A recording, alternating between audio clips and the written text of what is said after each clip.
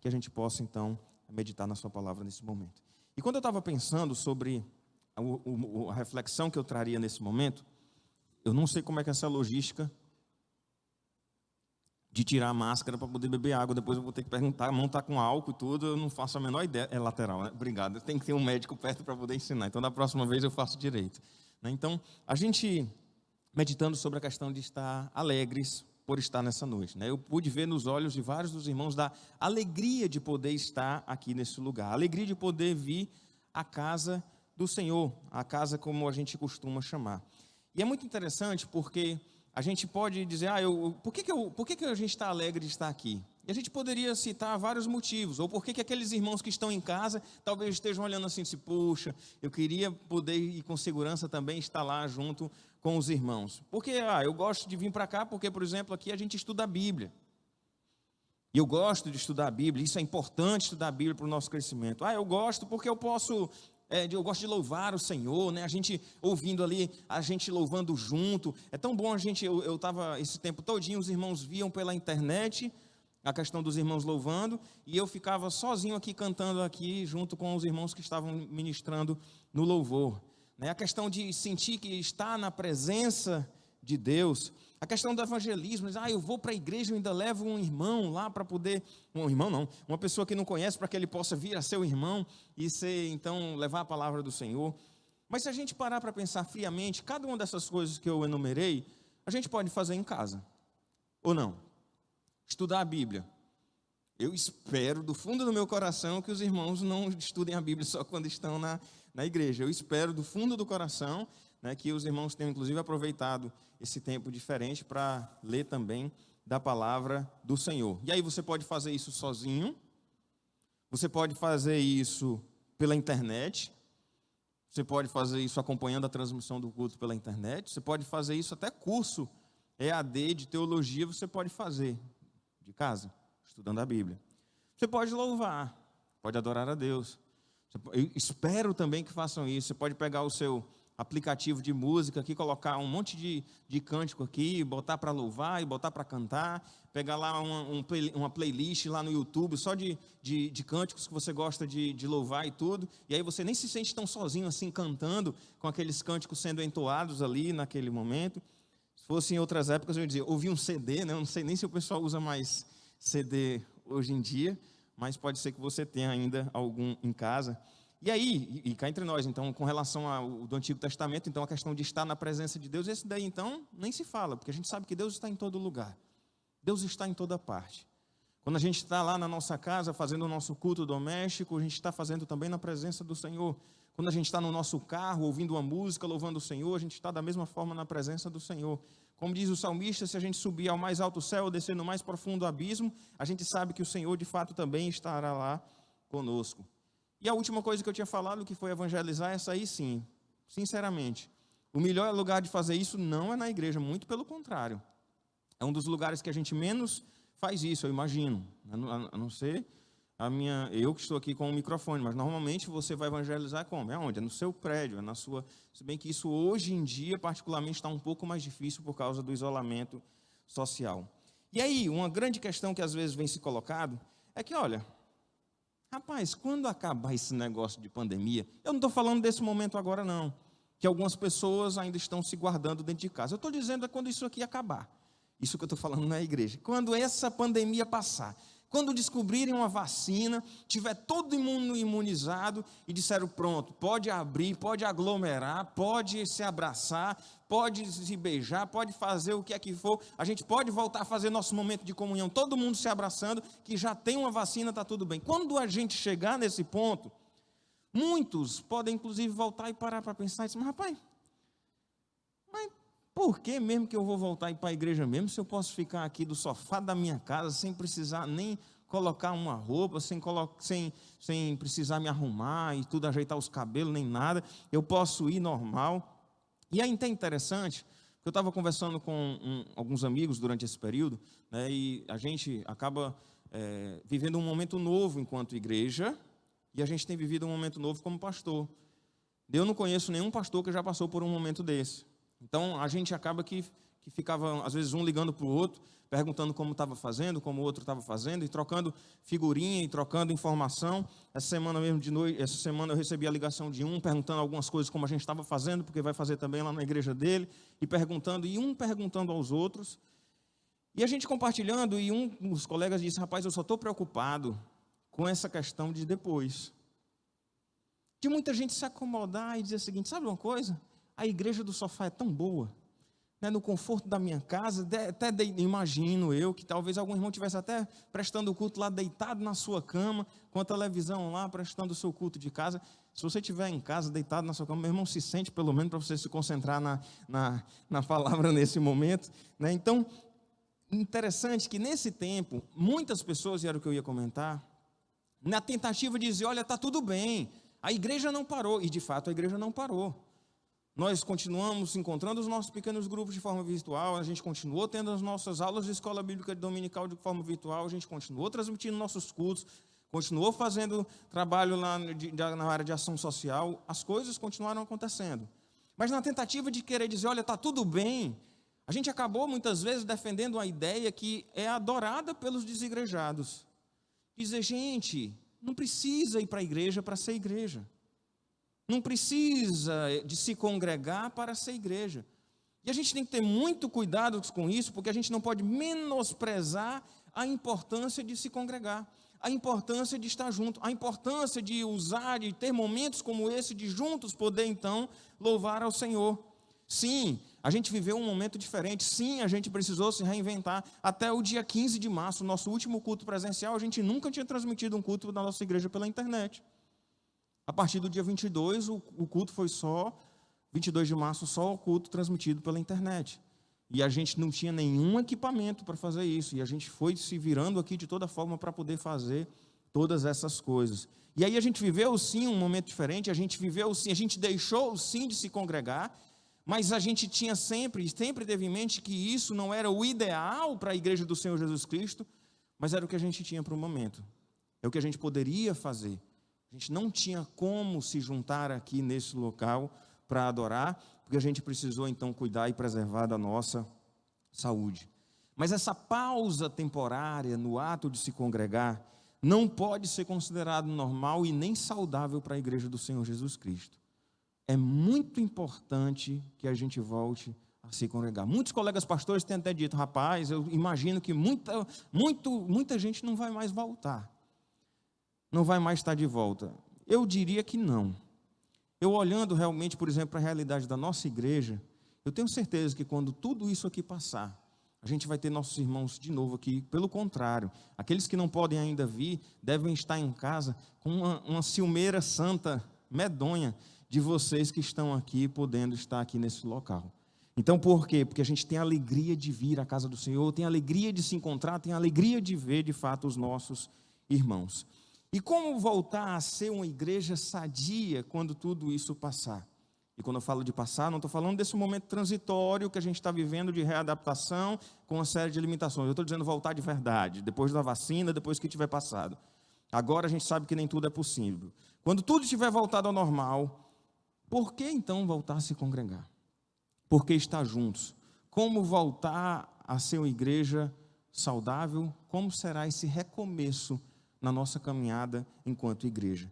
E quando eu penso sobre recomeçar enquanto igreja, o primeiro texto que veio à minha mente durante esse período era o texto do começo da igreja do Senhor Jesus Cristo, que é aquele famoso texto lá de Atos 2, de 41 até o 47. Então vamos fazer a leitura da palavra do Senhor. Atos 2, de 41 até o versículo 47. E diz assim, então, a palavra do Senhor.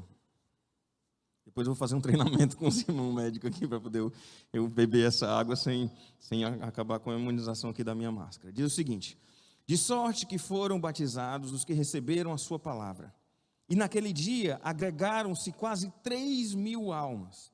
E perseveravam na doutrina dos apóstolos e na comunhão, no partir do pão e nas orações. Em cada alma havia temor, e muitos prodígios e sinais eram feitos pelos apóstolos. Todos os que criam estavam unidos e tinham tudo em comum, e vendiam suas propriedades e bens e o repartiam por todos, segundo a necessidade de cada um.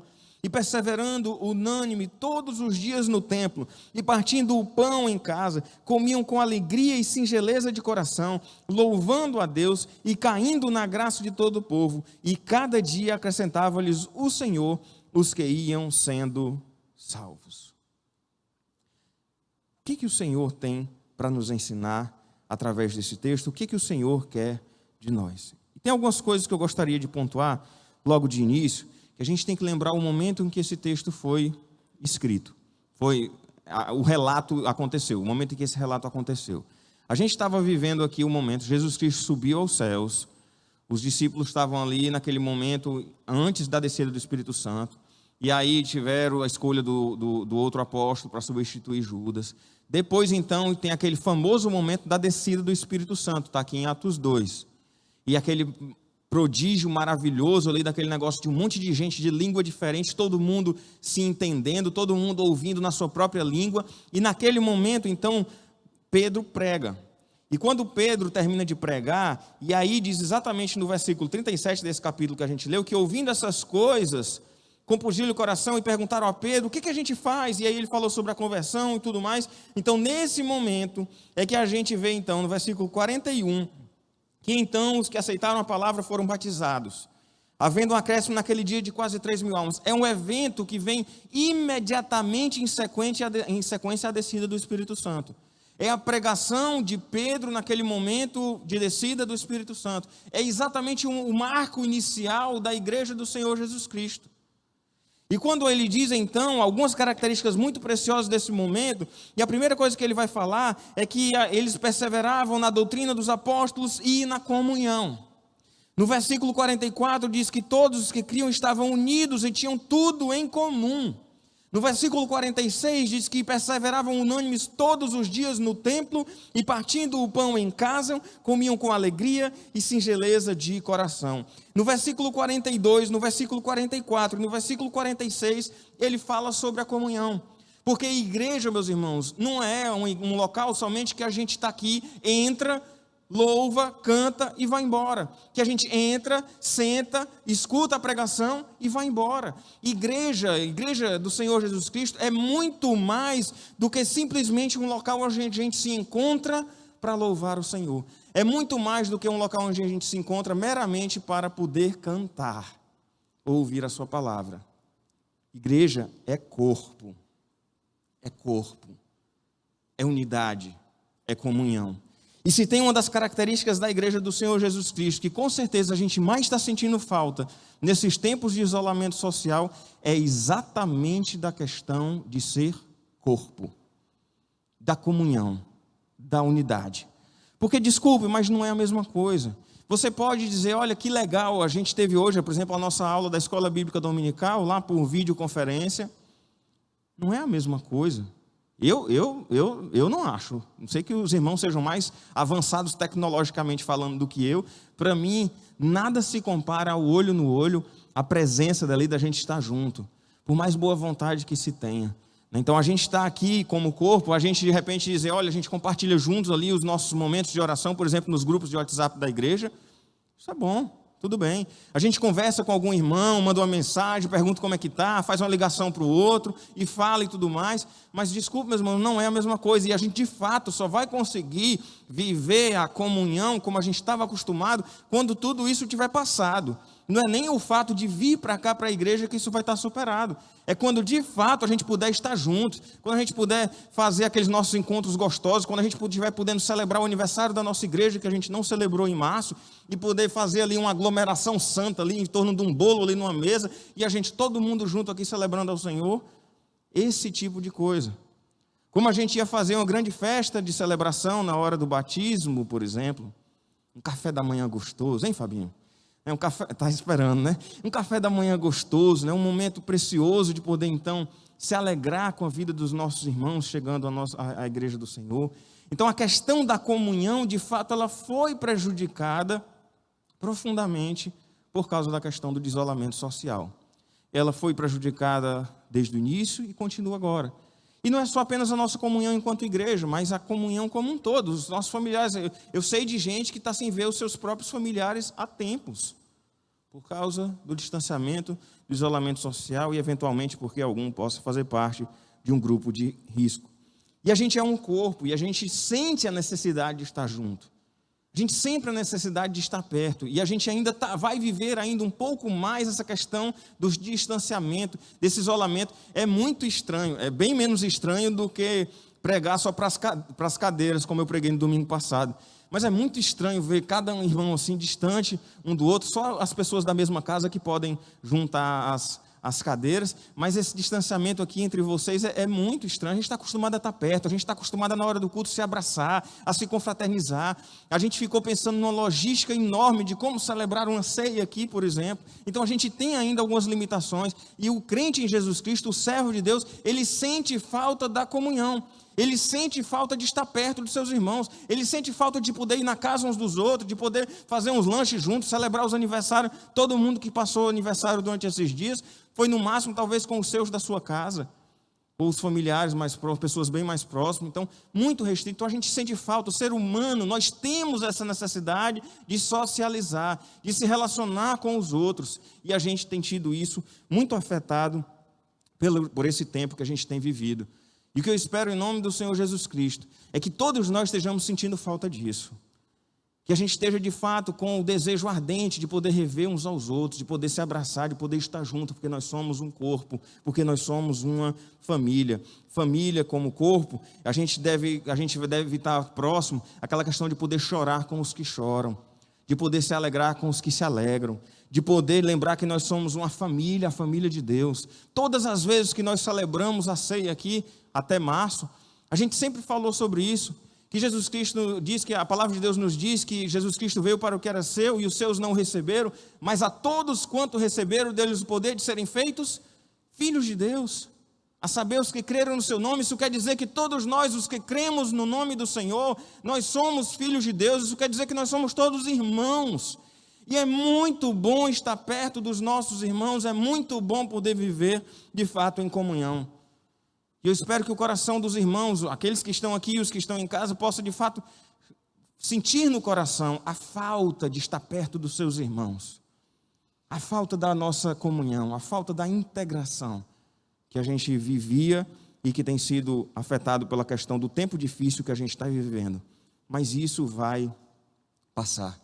E a nossa comunhão, ela não está limitada à ideia de uma vez por semana a gente se encontra lá na igreja, se fala e vai embora. Não, mas de fato como corpo, como família, a gente precisa estar cada vez mais perto. Que esse tempo de isolamento social nos sirva para a gente olhar a nossa unidade enquanto igreja de forma mais profunda, da gente repensar a nossa comunhão enquanto corpo de Cristo e ter cada vez mais ardente o desejo de estar perto uns dos outros. Eu espero que não seja o contrário, que fique pensando, que coisa boa, eu não aguentava, eu nem preciso mais olhar para a cara daqueles irmãos que eu não gostava.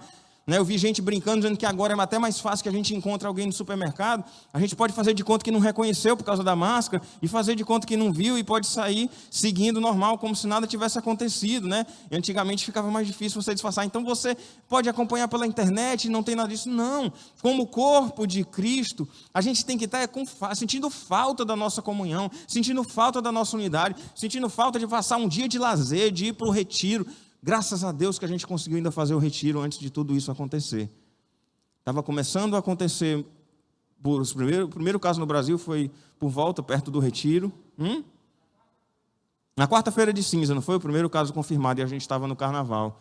Então estava muito brabo o negócio lá A gente estava no período de carnaval, a gente não estava no carnaval, certo? A gente estava no período de carnaval fazendo o retiro. Mas um pouco antes, algumas pessoas já chegaram a perguntar, pastor, será que não é perigoso? Graças a Deus que a gente pôde viver aquele momento em unidade. Mas muitos outros tempos de comunhão como esse, a gente vai poder viver. E a comunhão não dá para viver pela internet. Pode ser que a nova geração até consiga fazer isso melhor do que eu. É estranho eu me referir como eu sendo uma velha geração, mas comparado com essa meninada, realmente não tem como. Então, é difícil. Que a gente possa estar, de fato, lembrando que um dos elementos fundamentais da igreja saudável é a comunhão, é a unidade, que por enquanto está prejudicada, mas que a gente não deixe de viver em comunhão com os nossos irmãos. sabe? Faz uma ligação para o seu irmão, tente estar próximo das pessoas, tentemos estar mais próximos uns dos outros, apesar do isolamento social que a gente tem vivido, porque nós estamos profundamente ligados através de Cristo. E também no versículo 42, diz que eles perseveravam na doutrina dos apóstolos. Isso quer dizer, meus irmãos, que a questão da gente perseverar no estudo, no conhecimento da palavra de Deus. Onde é que está a doutrina dos apóstolos hoje? Se a gente for parar para pensar, está na palavra do Senhor, na doutrina, no evangelho. Então eles perseveravam ali, crescendo no conhecimento da palavra de Deus. Então a gente tem que lembrar que para ser e se manter e voltar a ser e recomeçar como uma igreja saudável, a gente precisa lembrar da importância que a palavra de Deus deve ter na vida da nossa igreja e na vida de cada irmão que faz parte da nossa igreja, na vida de cada servo do Senhor. A palavra de Deus é exatamente o ponto central em que a gente se baliza para saber qual é a vontade do Senhor, para entender os desígnios de Deus, para poder se fortalecer na nossa vida cristã, para entender como viver, para entender de fato quem é Deus, para crescer no conhecimento do Senhor, para crescer na nossa comunhão com o Senhor e crescer também na nossa comunhão com os nossos irmãos.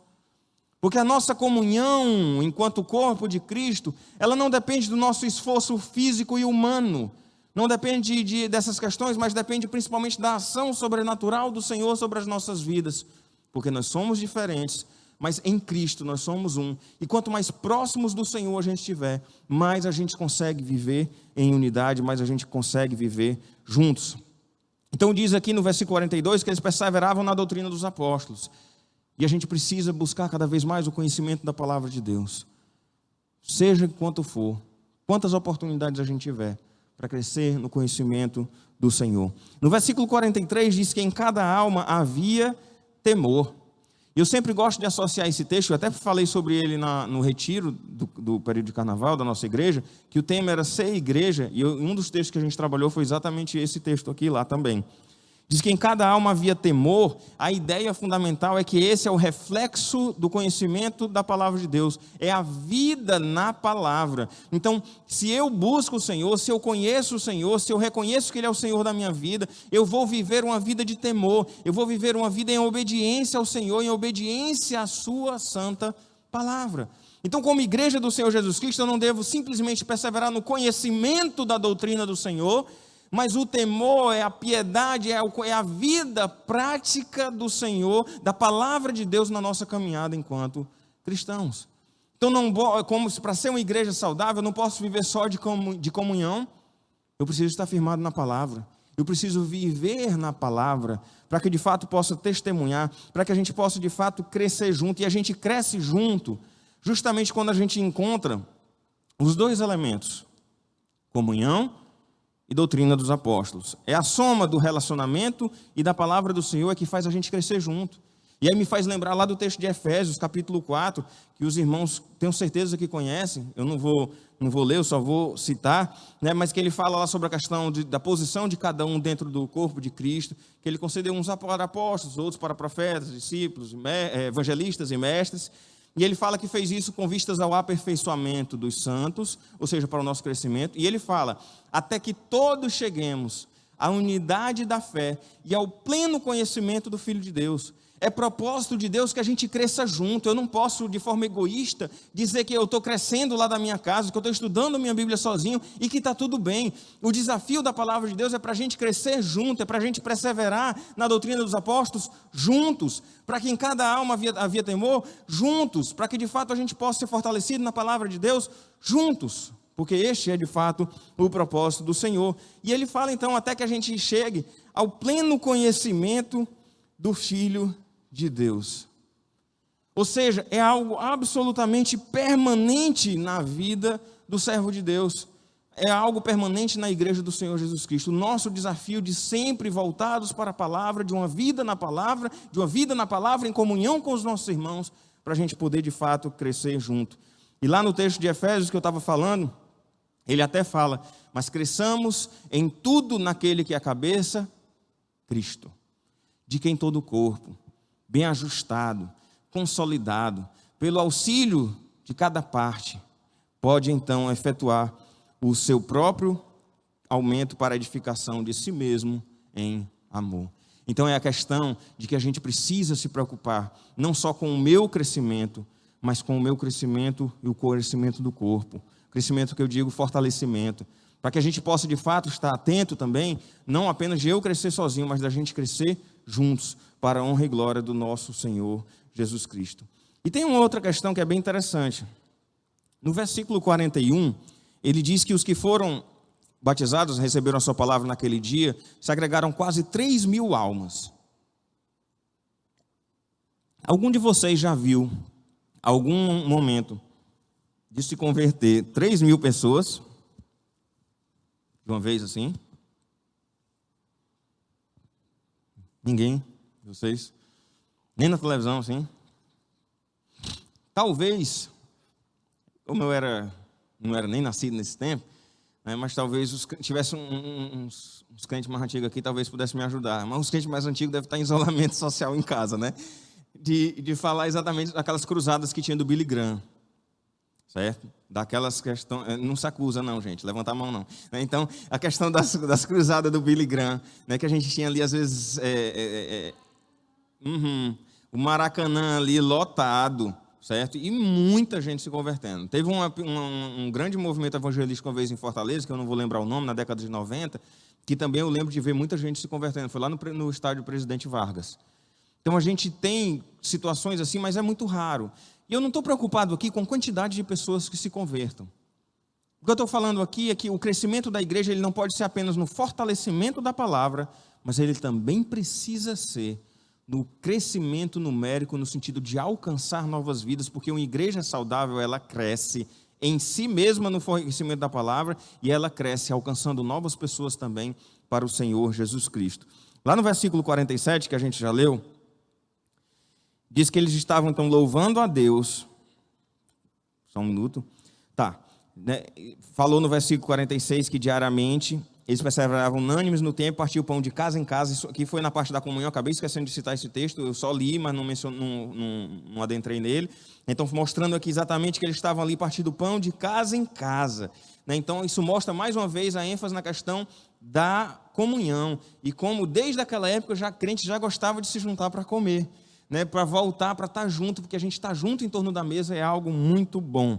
E aí, na sequência então do texto, diz que eles estavam ali fazendo suas refeições com alegria, com alegria que vem do Senhor, com alegria de estar juntos, com alegria de celebrar o Senhor, com singeleza de coração. E aí no versículo 47, louvando a Deus e contando com a simpatia de todo o povo. E enquanto isso, acrescentava-lhes o Senhor dia a dia os que iam sendo salvos. É a ideia muito forte aqui de que a gente tem que estar atento para que a gente possa cair na simpatia das pessoas que estão ao nosso redor. E eu não estou falando sobre cair na simpatia porque a gente vai negociar com valores do Evangelho e que a gente possa distorcer qualquer coisa para poder agradar as pessoas. Mas é que a gente de fato tem uma vida de piedade, uma vida santa, uma vida agradável ao Senhor, uma vida como luzeiros, como sal da terra e luz do mundo, levando o amor de Cristo às pessoas que estão ao nosso redor. E assim o Senhor possa ir a cada dia acrescentando à nossa igreja aqueles que vão sendo salvos. A consequência natural de uma igreja saudável são cristãos saudáveis, vivendo uma vida saudável sentada na palavra, testemunhando de forma saudável do Senhor e o seu testemunho de vida, a sua caminhada cristã, levando outras pessoas ao conhecimento de Cristo. Agora a gente tem a oportunidade de evangelizar aqui através da internet e a gente sabe lá quantas pessoas podem ser alcançadas pelo culto. Está disponibilizado lá. Mas essa não pode ser a nossa maior ferramenta de evangelismo. A igreja cresce quando cada servo do Senhor vive na palavra, testemunha do Evangelho e leva a palavra do Senhor àqueles que não a conhecem. E assim, a cada dia, o Senhor vai nos acrescentando aqueles que forem sendo salvos. Eu gostaria de terminar lembrando do texto lá do Sal da Terra e Luz do Mundo, quando Jesus Cristo diz: vós sois a luz do mundo. Não se pode esconder uma cidade situada sobre um monte. E aí a palavra do Senhor nos desafia a viver de tal forma que as pessoas vejam as nossas boas obras, nossas boas atitudes e glorifiquem ao nosso Pai que está nos céus. Como igreja saudável, que nós possamos viver de fato para a honra e glória do Senhor.